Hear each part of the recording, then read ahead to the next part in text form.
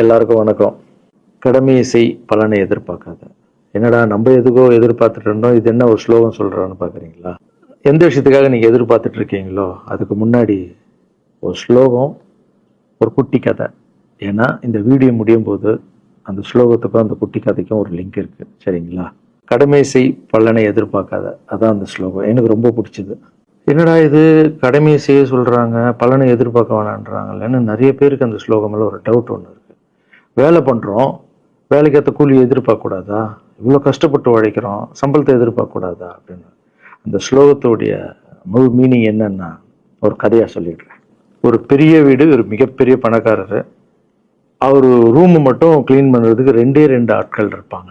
ரொம்ப பிடிச்சவங்களும் 2 பேர் அந்த ரூம் க்ளீன் பண்ணுறதுக்கு வச்சிருக்காரு. அவர் மிகப்பெரிய பணக்காரர். அவர் இப்போ 2 பேரும் வந்து ரூம் துடைக்கிறவங்க. ஓகே, அவர் காலையில் ரெடி ஆகி அந்த ரூம்லேருந்து வெளியே வரும்போது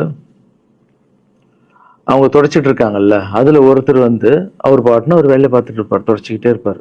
இன்னொருத்தர் இருக்காருல்ல, அவர் போய், சார் உங்க ட்ரெஸ்ஸு சூப்பரா இருக்கு சார், சார் நீங்க போட்டுக்கிற கண்ணாடி நல்லா இருக்கு சார், சென்ட் சூப்பரா இருக்கு சார், நல்லா இருக்கு சார், சூப்பரா இருக்கீங்க சார், எனக்கு பேக் கொடுங்க சார் அப்படின்னு வாங்கிட்டு போவார். இன்னொரு ஆள் வணக்கம் சார் சொல்லிட்டு வேலையை மட்டும் பார்த்துட்டு இருப்பாராம். இப்படியே தினமும் நடக்கும். அப்புறம் அந்த ஓனர் வந்து இந்த ஊரை விட்டு வெளியூருக்கு போறாரு.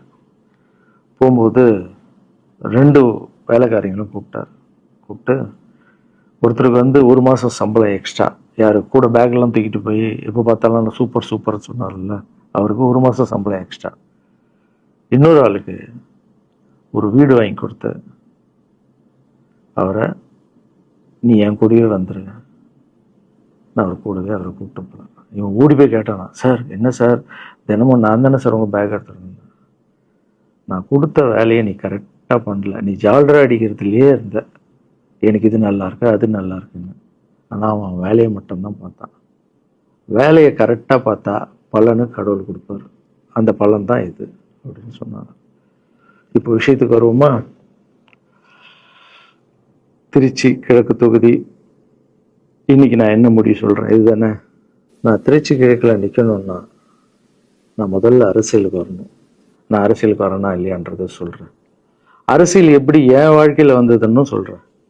உங்களுக்கு நல்லா தெரியும், என் வீட்டில் குழந்தைங்கள வளர்த்துக்கிட்டு நான் பாட்டுன்னு சோஷியல் சர்வீஸ் பண்ணிட்டு இருந்தேன். மாற்றுத்திறனாளிக்கு டான்ஸ் சொல்லி கொடுக்குறது, ஓப்பனர் சர்ஜரி பண்ணுறது, பசங்களை படிக்க வைக்கிறது, ஸ்போர்ட்ஸ் எல்லாத்துலேயும் என்னால் முடிஞ்ச வரைக்கும் பண்ணுவேன். என்னால் முடியல மற்றவங்கிட்ட கேட்டு பண்ணிட்டு இருந்தேன்.